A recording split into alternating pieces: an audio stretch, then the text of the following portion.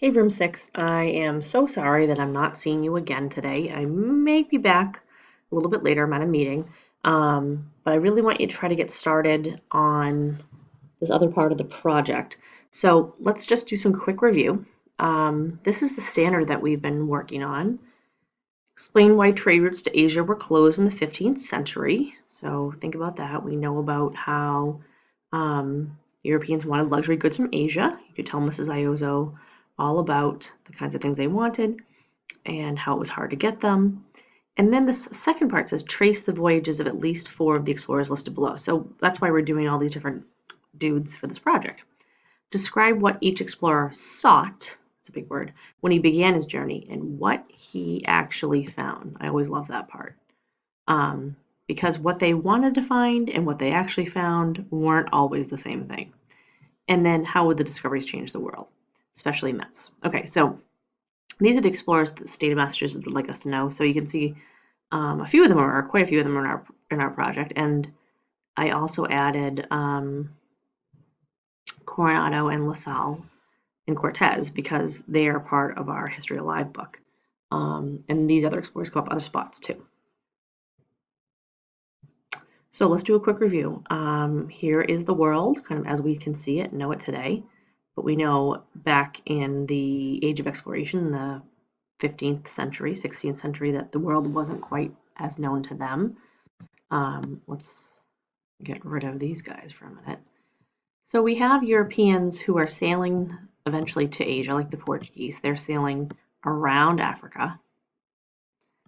And we have people like Cristoforo Colombo from Genoa, Italy, who makes this decision that he thinks he can sail west from Spain, his sponsor, and that he will land here in Asia. But unfortunately, that does not turn out to be true as we know it, right? That when he sails and lands in what he thinks are the Indies, he's actually in the Caribbean. Not these East Indies, but ends up in these West Indies. So Columbus is the first of many who are going to realize that he can make that this journey opens up to like a whole new area to explore. So think about that paper we filled in the other day, that first come, first serve paper. So once Columbus comes, he's going to be followed by many other, especially first Spanish explorers, who will be exploring in and around the Caribbean, Mexico, southwestern part of the United States, Florida, and then South America. And then we're going to have other countries that are going to say, well, wait, we want to be part of this too, and we want to claim land too, and we want to find gold too. And so they're going to explore other parts or other ways they think maybe they can get to Asia quicker or faster. Like maybe they're going to sail this way. Maybe they're going to try to sail further north and west. Always looking for this way to get through Asia, but maybe claim other land in the process. So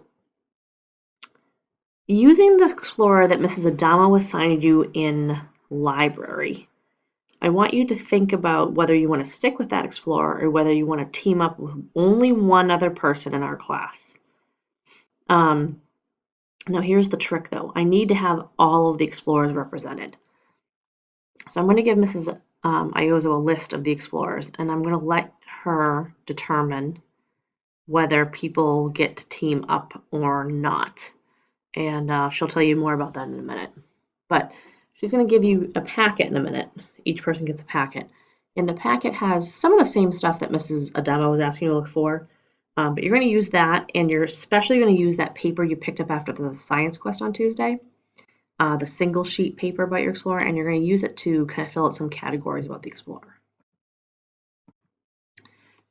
One of the first categories I want you to check on is personal background. So eventually you and your partner will be writing in the explorer that you're going to do his name here. And if you want to work alone, we probably can work that out. I'm not sure if everybody can use an iPad, but we'll figure that out. Please identify whether the explorer was a nobleman, a sailor, a soldier, or a merchant. In the case of Columbus, you can think about Columbus was a sailor, so you would circle this one. But if we were doing Marco Polo was a merchant. So look back through your text for that information. I want you to determine the sponsoring country, sponsored by Spain, who paid for their journey, who was willing to back the explorer so the explorer could claim land and find gold for them. What were the motives of the explorer? And you can pick more than one of these. Was the explorer trying to find a route to Asia? Was the explorer trying to find riches? Was the explorer trying to spread Christianity? Don't forget, gold, God, and glory. Try to find out the relative date of the explorer's journeys. There's a little tiny map where we can draw in their route of exploration. We can work on this one together in class. And then finally, their impact. And we talked a little bit about, or I think I may have mentioned to you about how I don't care when they were born or when they died, but what I do care about is what is important to us. Why are they famous to us today? So certainly you can circle more than one of these, but you can think about, was your explorer someone who was famous now today for claiming land for a European nation? Did they provide new map information for us? Did they spread germs that hurt Native Americans? Did they establish a settlement? Did they mistreat or kill Indians? Think about, and you should, the nice thing about the History Alive text, so everybody has a History Alive text that I gave you after the Science Quest, except if you're the Magellan person and a Champlain person, is that if you look at like the last paragraph of your text, you should find this information. It really follows a really good progression. So I want you, Miss Ioza is going to give a few more directions about teaming up or not teaming up. And then I want you to work together with the new person if you want and determine this information. And then we're going to talk about how we can either add this into Canva or whether you want to try to switch over to Keynote, what I showed you on the iPad on Wednesday.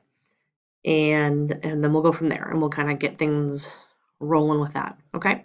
Now listen, bottom line though, if I come back to the class and I look at a partnership and I say, nah, this isn't going to work, we're going to have to go with that too, because I know some people just make better partners than others. And I think by now you've worked with a lot of lab partners and a lot of people, and you need to make a really, really good choice for yourself who's somebody I really want to work with. Okay? All right. See you guys later.